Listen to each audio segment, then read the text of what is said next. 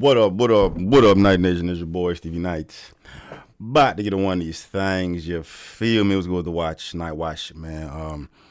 First of all, Happy New Year. Just entered in 2025, man, so hopefully 2024 was fire for y'all, and hopefully this year be much better, man. Did you have y'all written y'all's goals out? Y'all's expectations, y'all's objectives, the mission for this year? You know what I'm saying? You should have. You should if you haven't. You know what I mean? Those that write out tend to accomplish a lot more than those who don't. Just a little word to the wise. You feel me? But yeah, man, we're right back on this motherfucker. Yeah, speaking of 2025, man, like if y'all are so interested, you know what I mean? I be on my fitness shit real tough, and I got my fitness channel back active, bro. You know what I'm saying? We doing routine posts over there. You know what I'm saying? Like I take a whole year off, cause it's just hard, dog. Like me personally, bro, like I hate setting up the camera and the tripod when I'm working out, cause it fucks up my flow, my mojo or whatnot, bro. You know what I mean? Trying to get the perfect angle and all that. But I'm still figuring all that out, bro. But it's just raw. I mean, showing y'all sets and what's going on in the background to keep a motherfucker, you know what I'm saying, in good enough shape year round. I get a lot of questions on the whole fit shit too, man. So if you're interested, pull up over there, man. It's Night Fit. My Night Watch, Patreon, link for that, description box below, man. And of course, the merch shop, StevieKnight.com. We got some big things scheduled for this year. You'll see. More sooner than later. But yeah, without further ado, I think my last post, if I'm not mistaken, we covered D Brad. He was out here on like a TikTok exposing the industry, right? And I said I was gonna cover like more of the specifics of what his general description of what's going on behind the scenes in the industry looks like. So we got that video here for you, man. It's D Brad, big time producer back in the day. Worked with everybody, as you'll see. But it's not just Diddy, it's not just Jay-Z, it's all these motherfuckers, bruh.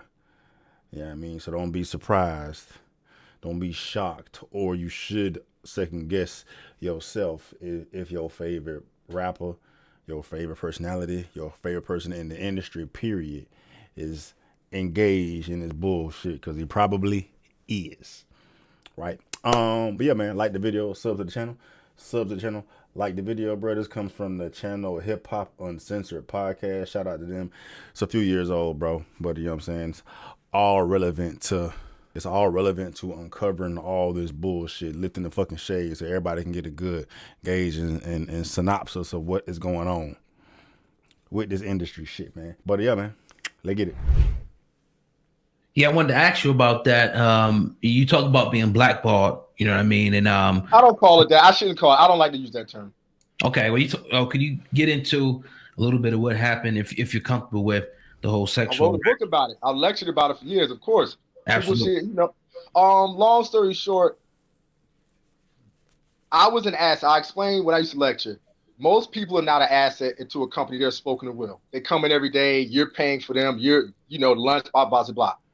I was a guy that when I created Spring Bling, it made BET millions of dollars every year in revenue and sponsorship money. I am now no longer a spoken of will. I'm an asset to the company. When you become an asset to a company, the same way being a teacher, I tell people that with a kid that's the valedictorian, they know the school superintendent, they know the school board because they're invited. I called them on it. So going back to all of those, so now you're seeing all of this, and now you have this guy who's the former president of BET. They started taking me out, and they would do things like give me gifts, like give me. My first pair of Jordans was from BET because I never grew up a Jordan fan. I was as a Sixers fan. Charles Barkley was my guy, so I never had Jordans, wasn't interested, and so that was the first pair I ever had. And they would take me out, and the president and his right-hand man, who's happened to be one of R. Kelly's homeboys, they would wine and dine me. But what they didn't realize was that my homegirl at the time was on Power 105.1. So all these parties you taking me to, bro, I've been here. I've done that. I done messed with these model chicks. I done did all of this. I'm not a drinker. I smoked weed at the time, and everybody knew that. But they would try to get me drunk, try to kind of get me out of place. And then finally, the last night, I'm with the dude, the video programmer. the former president of BT pulls up in a white stretch limo. It happens to be, it was his birthday. We go to Jimmy's Uptown. We up there, and this is you're talking 2000 now. We're up there, and we go in the back room, and there's Derek Jeter, Fat Joe, Angie Martinez, stars all over the place. But again, I'm not impressed because I've been around it already. Mm-hmm. You dig what I'm saying? In my personal life. And that's what I'm telling them, like, dog, I've done this. But the president was basically had me following him like I was his date. And it was weird to me. But I'm like, it's my boss, which is a mistake a lot of women make in the workplace. I said, it's my boss. It's some creepy shit, but it's my boss. Not realizing that don't no boss in any line of work have the right outside of work to press you to do shit. You feel where I'm coming from? Absolutely. If I work 9 to 5 at 5 and work too, they don't got the right to pressure you to do shit. But it's a big fact. You can't ask me nothing and then go, you're gonna pay the price when you show up to work tomorrow. That's totally unprofessional. Yes, sir. So, but my mind state was that's my boss. And then we leave Jimmy's, we jump in the limo. He sends his main man out. I'm about to hop out when we get to 106th and Park because the video program had lived like on 103rd or something like that. He's like, nah, come in. It's getting weird. He's staring at me. And then and then I kind of start looking out the window and I see this man put his hands in between. He starts to rub his thighs. Now I remember in college, I had a homeboy that we would all be together and he would just get comfortable, put his hands in his pants. I just never shook the nigga's hand, but I never felt uncomfortable. Right? You feel where I'm coming from? I never felt uncomfortable. I just like, yo, you nasty nigga. I will never shake your hand. I was in the house music scene. You don't get any gayer than the house music scene. Fact. I never was approached. I knew some of them gay dudes and we was cool. And I was never uncomfortable. You can't be homophobic and be in the house music scene. It don't mix. Mm. That is the first time in my life around another man that I felt that uncomfortable. Like I done played sports and I'm looking, and it is funny because as I'm sitting there in my head, I'm thinking like, yo, is this how I be looking at girls when I be wanting some at the end of the night? Mm. It was some creepy shit. So I said, that's why I tell women like, yo, that night I got it. Like, oh shit. Like, cause in our mind as dudes, we think we looking real like, sup, baby? Nah, to the women, we look like a bunch of fucking creeps. And I was like, yo, this is what I be doing. Cause, as a young dude, you take a woman out, you kind of looking like, yo, what's up? But I didn't realize, I said, this is what it feels like? This is some creepy, awkward shit. It's fucked up, but it's funny, dog, that old boy made it feel like a bitch. Like, this what it feel like? They get creeped on? Fuck that, bro. Fuck that, dog. We got to finish it, bro. I'm just imagining what he did in that moment. I mean, because I'm cussing somebody the fuck out. You ain't about to fucking sit here and make me feel like no fucking bitch. What are you doing, dog? You hitting on me? Fuck is this shit, bro? Fuck I look like to you? Like a bitch? But, that's what they do, bro. I hear the stories over and over and over and over and over again, bro. But, it's just not for me to make sense of it. But I'm just trying to, picture what's taking place in these fools' minds. It's like, is it only due to the fact that this man is getting so popping that you have to, do this gay shit to him to demean him, to have some power over him? Like, I'm thinking about do you even need to be attracted to the fool that you doing this shit with? That's why you gotta be gay to do this shit, first of all. Remember he said that shit in the first video, bro, like they not gay. Jay-Z not gay. Diddy not gay. These motherfuckers are not gay. It's just this is what you do to control motherfuckers. You know what I mean? Like, from then on, they can't say shit or do shit or leave shit because you got that on them now because you took their asshole, right? I get the whole control aspect of it, bro. At the end of the day, you gotta be gay to do this shit, bro. I mean, how the fuck can your dick get hard for a man if you ain't gay? How the fuck can your dick get hard to even get up enough to go into a hole that's been exit only for 30, 40 years, bro? I know that's TMI, but I'm just saying, trying to make sense of it, bro. Like, how degenerate or how fucked up in the head must you be in order to get up to penetrate anything? I mean, unless they just, got a whole IVS Cialis running 24/7 where they can just get up for whatever the fuck the occasion is. You get that motherfucker a rhino, he gonna put a dick in there, dog. I'm just trying to make sense of it, bro.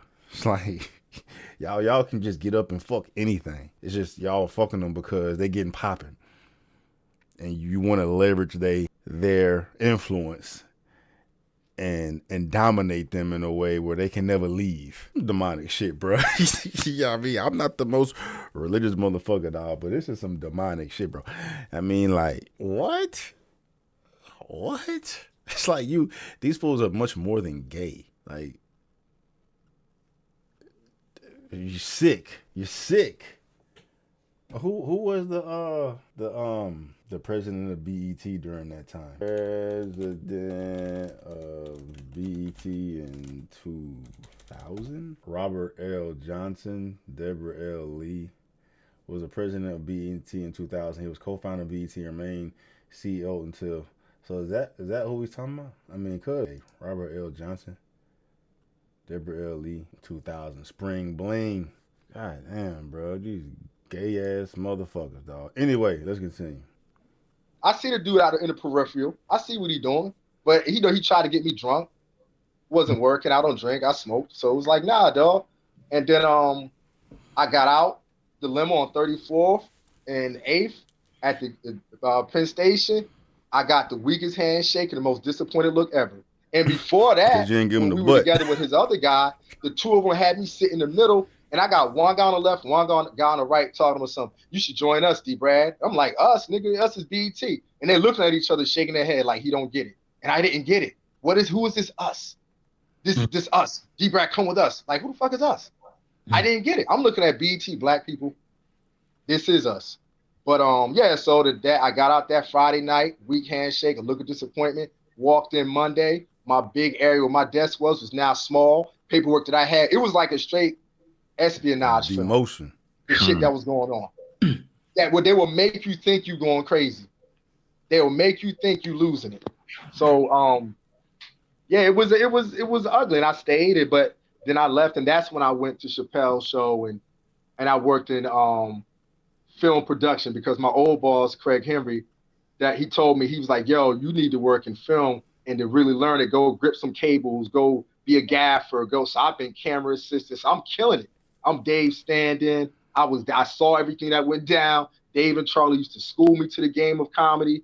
Dave schooled me a year before he left, Dave stepped to me and told me some info that when he left, I said, oh shit, that's what he was talking about. I just never ever, this is actually my first time speaking about it. And I was like, oh shit, I get what Dave was talking about that day. So, but at the same time, the president of BET, Stephen Hill, would know what I was doing. Stephen Hill, BET president. Did you mean Stephen Hill, BET president? Yeah.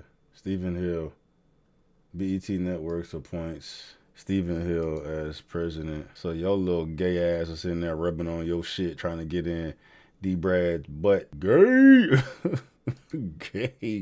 Gay. Why's it gotta be gay? Let's go. Coming back because they asked me to come back. And at that time, Director X, the director from Superfly, you know what I'm talking, who directed the Drake videos I had a show about a black TV station and all this shit that goes on behind the scenes. And he believed in it. So he put money out. He put like 10 grand in my hand, like, yo, shoot that shit. I did it. I was calling BET in the LA offices. The former president of BET got wind. That's why he brought me back, because it was gaining traction. I was gaining traction with this project. And so he called me back to work at the station and asked me to put my project on hold for a minute. I'm like, okay. And then once the show I was doing finished, he was then Reginald Hudlin was there. And anyone that knows me knows I'm a huge House Party fan. And Reginald Hudlin is like on my Mount Rushmore of black directors. Him and his brother Warrington, Robert Townsend, Keenan Ivory Wayans, and you know, as far as black comedy, that's my Mount Rushmore of writers. And he wanted to meet up with me, but the president of BET killed that. Then he took the show and had a young lady named Marcy Polanco come and tell me that I was getting budget money for, but she didn't know that I was already talking to everybody from LA and knew that LA was saying we're not ready for something like that just yet, but they wanted to work with with Director X. So Steven took the show from me. And again, it's my boss. I'm listening against my knowledge that I know better. I'm listening to him going, I got you. Don't worry about it. And the next thing you know, my shit was dead in the water and I'm lashing. And that's what caused me to lash out, was the fact that he killed my meeting with Reginald Hudlin. Then he took a project that someone put money in and he killed it to an extent where I didn't know what to do. So at that point, I was ready for war. And to this day, I still haven't really had a talk with Director X. You know, we intervene a little bit. We run to each other on Instagram, but I really would love to talk because I don't think that he doesn't know that story. And we've never had a talk. I've tried to reach out, but I can't blame the man for feeling some sort of way. Right. But at the same time, it was sabotage. And that's what made me lash out. That was the last straw, because I was like, dog, if I can't, you're telling me I can't eat. So if I don't do whatever you wanted me to do in that limo, you're going to get yours anyway. I had to go to war. Maybe I went too hard. I don't know. But there was no one in my corner. I didn't, everyone, when I tried to go to executives at BET, Lynn Harris Taylor said, D. Brad, I don't know what you're talking about. Steven, the vice president of BET, had a creepy reputation. That's where also I take responsibility. I heard the stories about this nigga being a creep, but I said, it's my boss and not me. So they knew when I went to executive. I mean, everybody else giving that butt 4 years ago, called Deborah Lee's office, and I'm begging her assistant, like, listen, all I want to do is just speak. I used to look up to Deborah Lee and Bob Johnson when I was there. I know her story. And I'm like, yo, I know her story enough to know that her and Bob Johnson had a thing too, that everybody in DC knew that Deborah Lee only got to that limit because she was Bob Johnson's little thing. But regardless of that, I still admired the woman for what she did. She pulled a whole Kamala. A whole Kamala Harris. Huh? And yo, she wouldn't talk to me. And I don't know whether her assistant one day put it to you like this. It was when the Me Too movement really, really got hot, first started. I called up. They knew who I was immediately. I'm talking immediately. They was like, D-Brad, and I'm like, damn, was y'all waiting for this call? And then I think I'm going to say her assistant left the line on purpose. I heard Deborah Lee tell her, get rid of him.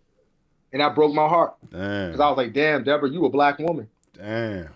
Like, so I hope that Deborah Lee's children never have to go through what I went through. And I hope if they do, that there's not a person like Deborah Lee to say, get rid of them. Because Deborah could have listened to me and said, D. Brad, you full of shit. And I'd have been like, fine, somebody listen. No one to this day from BET listened. I had one executive call me, Sam Walker, but he wasn't saying shit. He apologized. What can I say, man? We were just young. And I'm like, that's cool. But I got this show over here because he's an executive. That nigga gave me the runaround. So I was like, so your apology didn't mean nothing. Because if you really apologized, you would have tried to make it right some way, somehow. But it never went that way. So I had to learn I had to heal on my own. And that's the message that I give to a lot of people that have gone through sexual harassment, assault, rape. Yo, you better heal on your own, baby. Because if you're waiting for your assaulter to say, hey, I'm wrong, it's never going to happen. Hell no. And you will be a prisoner of theirs forever. So did you try to pursue any like legal? You tried to sue, or you just kind of just fell back from it and just went your own way? I fell back. That's why I stopped talking about it like crazy, because my whole thing was if I wasn't going to beat this nigga's ass or take him to court, nigga, stop talking. Yeah, I'll let, choke no joke, tell his truths all day. There's people that do that. So I was like, they tell those truths. I'm too creative for that. I'm too powerful to put myself in that position. So there's plenty of brothers that do it, and I applaud them and say more power to you. So I wrote my book. I did my lectures, but that's that. It's the book is called BET, D. Brad and Me.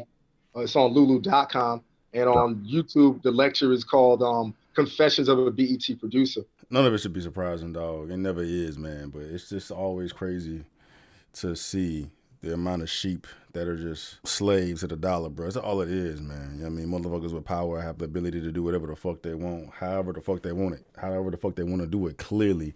And cuz don't have anybody to rely on to, speak for him, speak on his behalf, call this shit out, bro. It's like all these motherfuckers know what the hell's going on and cool with it, bro. As long as they getting paid, as long as they getting their ticket, as long as they getting their shine. You know what I mean? And this was years ago. It's this was 20 years ago at this point. You know what I mean? And this shit dates back way before then, bro. It's like, but hopefully we can continue peeling these blinds back, removing these blinds, and Allow everybody to see what the fuck is going on, so you can decide who you want to support, who you want to give your attention to, and actually see people for who the fuck they are, dog, and not this mirage they putting up for you with the music, the movies, the music videos, the social media accounts, and all that. It's all a game. It's all bullshit, and it's all evil. But anyway, man, that's D-Brad speaking on his experience with the producer of BET at the time. Or not producer, with the president of BET at the time. He turned down Buddy's advancements towards his butt, and he got blackballed for it. But anyway, thoughts. I'm out.